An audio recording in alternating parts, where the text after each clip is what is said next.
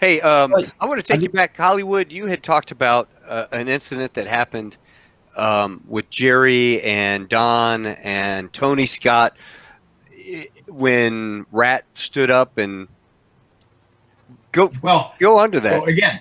again, the disclaimer is the brain cells are gone. But as I recall it, and the first couple of weeks might not have been the first couple of weeks, but certainly the first couple of flight episodes we did.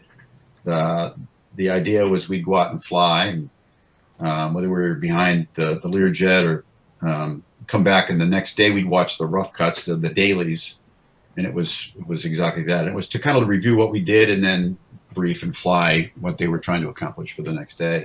And there was a real problem with, and again, I know Bozo's tipping his hat to Tony Scott, but he had no idea how airplanes related to one another and could be presented on the screen. And so the film speeds that they were using, that he insisted on using, in spite of probably Rat's, attempting to convince him otherwise. So we watched this stuff that they were shooting, and it was just weird. It was like watching like insects zipping across the screen, and so a lot of time and money and effort ended up in the trash can. And this is the dailies that you were watching. The dailies, right? Isn't that right, Jim? You're watching. Yeah, and then anyway, so snuck into the movie. There's a couple little snippets of those that snuck into the movie. And you'll watch the video and you're like, what's this all about? So anyway, in real time, the airplanes are not moving across the field of view that quickly, and it looks like graceful ballet inside. It's violence and craziness. But yeah, Hollywood's right. When you look at these things, and it looked like a bunch of bugs because they were filming at a slower technical speed. So when you replay it, it's like in 120% real time.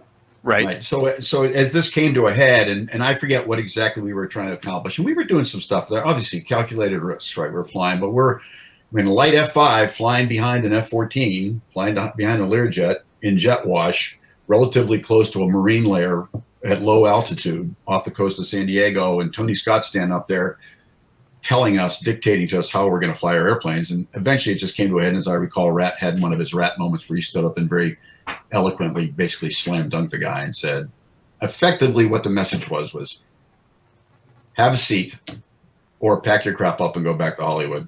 You tell us what you want. We'll tell you what we can do. And from that point going forward, I think there was a meeting of the minds and an understanding that Paramount Pictures wasn't running the Navy Fighter Weapons School and how we were going to fly our airplanes, our F-14s, our F-5s, and our A-4s, and it sort of set the tone going forward because there was to that point.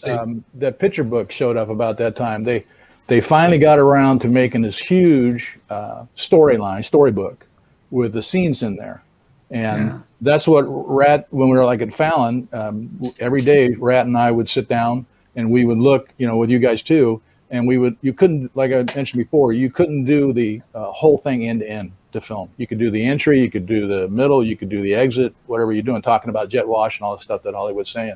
So this picture book was what was the stabilizing factor, I thought, as I looked at it, because Rat or somebody or myself, we could digest what it is he actually wanted to have happen. And we could pick, if you will, just in general senses, headings and speeds and stuff to make that all work.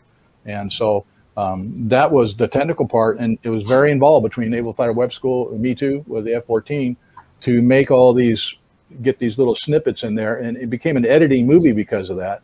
And I still give credit to the editor part. I mean, in terms as holistically as the thing is, there's a lot of continuity of what's going on. Now, maybe that's just because I'm so close to it and I saw it and I understand it, but I think that's one thing that carried it.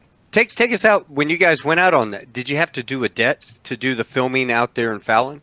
Or did you guys every day? We wound up, Rat was 2 months senior than me, so he made me write the LOI for the damn thing. But we did a lot of filming off of the coast with the Learjet, Clay Lacey, and then we did the saturation thing was Fallon. They heeled up a couple of cameras up into the little mountain range between Bravo 17, Bravo 19 at Fallon, the conventional weapons targets there, so they could be eye level with the action scenes, if you will. And the cameras were about 4,000 feet, I suppose, on the cliff edge. And that gave us a buffer of a couple thousand feet below us to the valley floor. In case we got in trouble, we'd have a place to bail out, not in terms of bailing out, but, maneuver the aircraft. And so, there's a lot more that comes into that, trying to take one of those cameras and find a little dot coming in and get on him so that when you start filming, he's right in screen. It took a lot for those guys to figure it out too.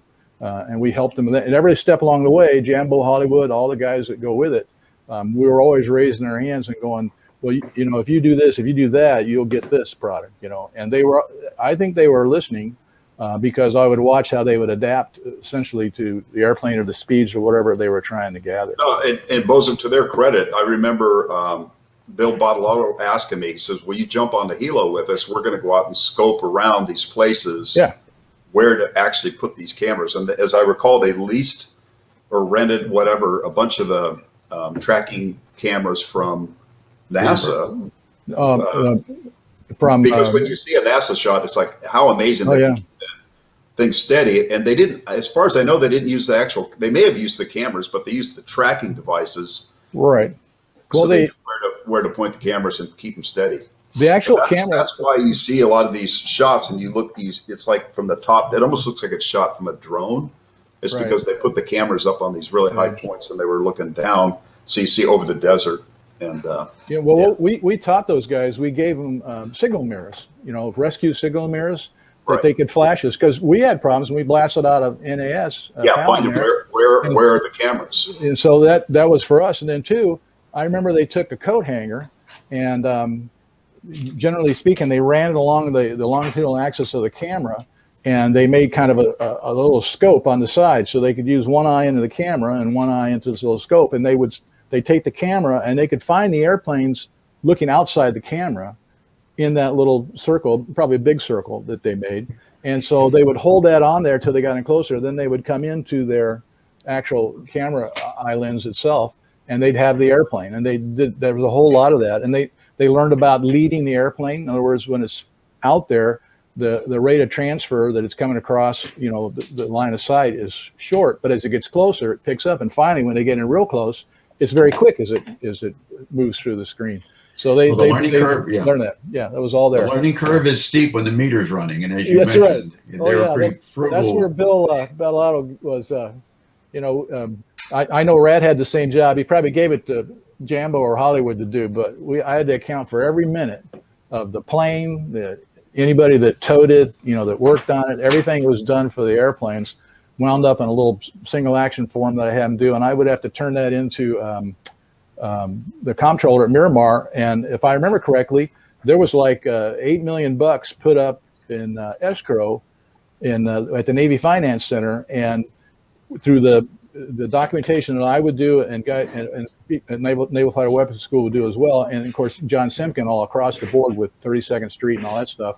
You turn all this in, and they would automatically draw that money out of the Navy Finance Center up front. And that's where the executive producer was so much on our back because he's watching paintings. Go ahead. Sorry. Yeah.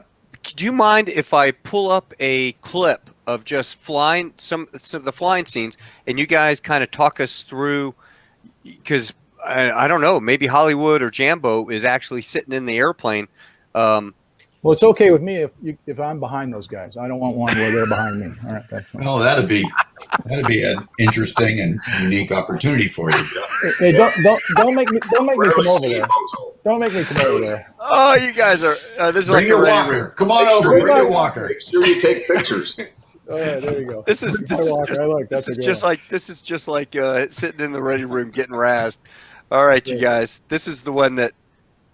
There you go. What are they filming? I mean, is it Clay Lacey is actually getting this shot, or is that? I got this in total. It was one of the nice little things they did for me out the door. They gave me a little videotape and put it to music. But that's the 1v1. Again, I think I'll jump in here and just start it off. That was the beauty of, I thought, the director in terms of realizing each airplane's attributes. And it starts out where the A4s and the F-14s knickers. And so, and they all have different roll rates. The roll rate for the A4 is, 3 times faster than the Tomcat. And then Tomcat has a lot of pitch authority that the A4 doesn't.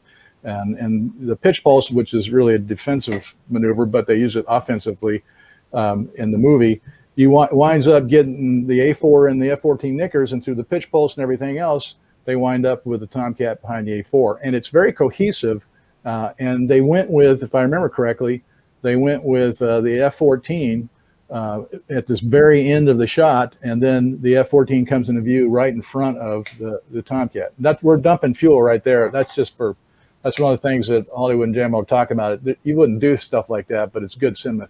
Oh, it looks great with the vortices, having the fuel dump in there. That's just to give the impression something's happening big. Now, is that you or so Rat much Fly? fuel to burn, we would just dump it like that. Yeah. Yeah.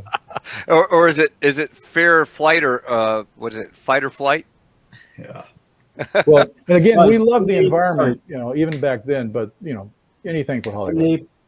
In the public comments, people keep asking. There you go. Watch this. This is the deal. See, I'm sorry to jump in there. This is the sequence I'm talking about. It's filmed off the top of the mountain. It's also filmed off Clay Lacey, and there somewhere in here you'll see the pitch pulse, and that's how the F-14 gets a gain. See, there you go. So now that Tomcat's coming, it's all.